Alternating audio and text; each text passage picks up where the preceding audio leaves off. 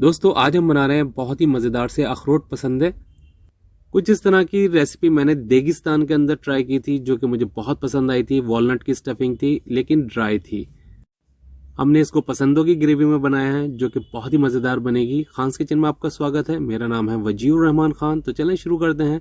तो इसके अंदर हैंडफुल हमने अखरोट लिए हैं जिनको पानी में भिगोकर अच्छे से साफ कर लिया है। थोड़ी सी ब्राउन होनी है जितनी आपको दिख रही है। हाफ टेबल स्पून दालचीनी का पाउडर, नमक हस्ब जायका, 8-10 लौंग, 15-16 काली मिर्च, हाफ टेबल स्पून खसखस, हाफ टेबल स्पून जीरा पाउडर, एक छोटा सा टुकड़ा जायफल का और थोड़ी से ये एक ही फूल होगा तकरीबन जावित्री का, 7-8 हरी इलायची और थोड़ी सी कुटी हुई लाल मिर्च। तो बस मिर्च आप अपने जायके के मुताबिक इसमें ऐड कर लीजिए।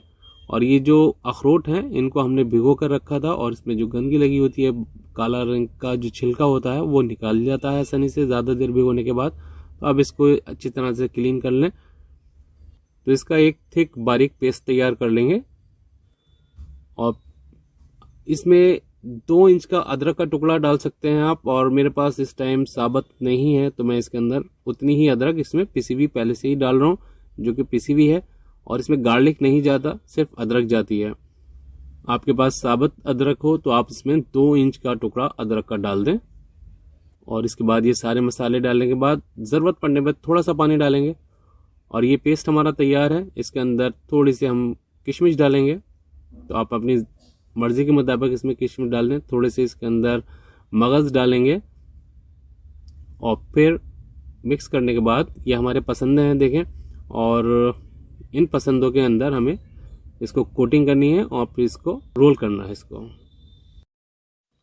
तो पसंदे तो आपका बूचर आसानी से करके दे देगा। सभी जानते हैं पसंदे किस तरह से बनते हैं। तो कोशिश करें कि बड़े साइज़ के पसंदे लें और उसको देखें इस तरह से रोल कर लें।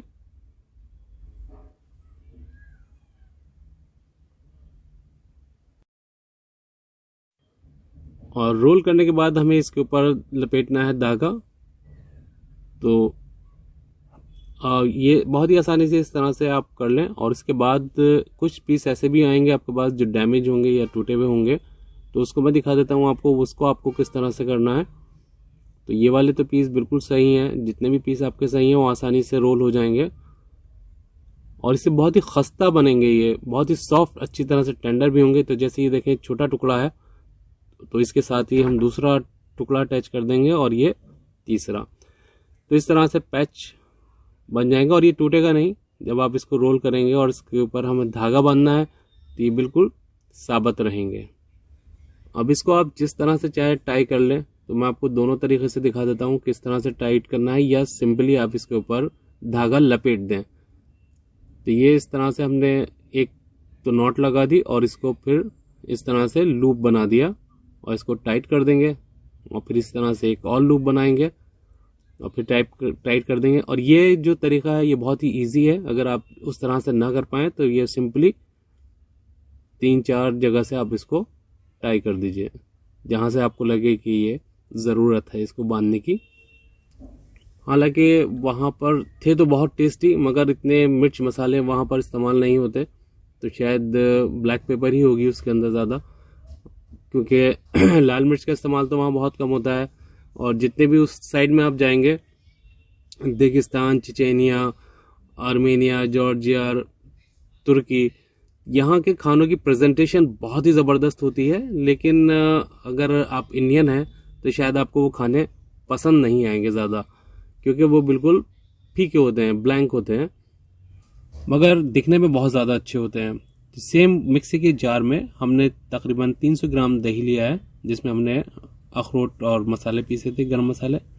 और इसमें साथ में ऐड कर देंगे ब्राउन ऑनियन। तो ये हमने आधा किलो प्याज को ब्राउन किया था, जिसमें से थोड़ी सी प्याज हमने पहले अखरोट के साथ पीस ली थी, बाकी सारी प्याज इसी में पीस जाएगी।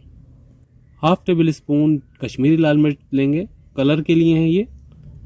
और हाफ टेबल स्पून इसमें नॉर्मल लाल मिर्च ऐड करेंगे। ये आप अपने जायके के मुताबिक ऐड करें जितनी आपको ग्रेवी तीखी रखनी है। एक बड़ी इलायची के सीड इसमें ऐड कर देंगे और उसी तरह से 4-5 हरी इलायची है हमारे पास, इसके भी सीड इसमें ऐड कर देंगे और छिलकों को हम ग्रेवी में ऐड कर देंगे। 2 टेबल स्पून रोस्टेड चना इसमें ऐड करेंगे। इसका एक पेस्ट तैयार कर लेंगे, फाइन पेस्ट बनाइएगा बिल्कुल। और जिस ऑयल में हमने प्याज को ब्राउन किया था उसी ऑयल के अंदर अब इसको फ्राई करेंगे।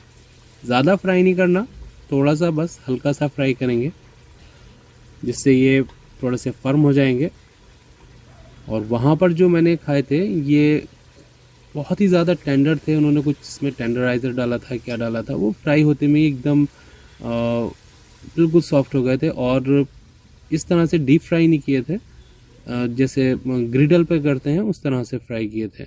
और मेरे ख्याल में अगर आप इसको स्कीवर्स पे लगाकर भी अगर आप इसको सेकेंगे हल्की आंच पर तो ये बहुत ही शानदार तैयार होंगे। तो ये थोड़ा सा मसाला बचा हुआ था अखरोट वाला, वो भी इसके अंदर ऐड कर देंगे। अब ये दही और प्याज के साथ जो मसाला पीसा था वो ऐड कर देंगे। बहुत ही ज़बरदस्त इसके अंदर से खुशबू आ रही है और ये ग्रेवी बहुत ही मज़ेदार बनेगी, आप इसको बहुत ज़्यादा एंजॉय करेंगे। तो इनको थोड़ा सा सेट कर देते हैं, जो एकदम सब अंदर सेट हो जाए, जगह बना लेते हैं इस तरह से। तो जितने पीस आप लें इसके अंदर उतना ही बड़ा आप पॉट लें जिसका जो बॉटम है वाइड हो, या कोई हांडी वगैरह हो जिसके अंदर ये सब आसानी से सेट हो जाए। तो देखिए अब ये सेट हो चुके हैं। और हमने क्योंकि मसाले में नमक नहीं डाला है, और लेकिन जो मैरिनेशन था हमने जो स्टफिंग करी थी उसमें डाला था, तो अब हम लास्ट में अब नमक चेक करेंगे और उसके बाद नमक ऐड करेंगे ज़रूरत के हिसाब से। अब इन मसालों को भूनने की ज़रूरत नहीं है, सीधा दम में आने के लिए रख देंगे हल्की आंच पर कवर करके तकरीबन 45 मिनट के लिए।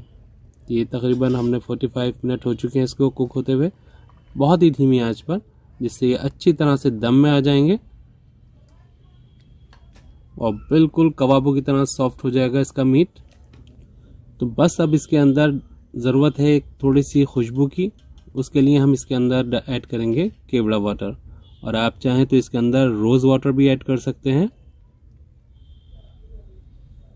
तो बस थोड़ा सा केवड़ा वाटर और इसको कवर कर देंगे और 5 मिनट के लिए इसी आंच पर, जितने आप देख रहे हैं बबल आ रहे हैं, बहुत ही स्लो हीट है ये। और इस पर 5 मिनट के बाद हम इसको डिश आउट करेंगे।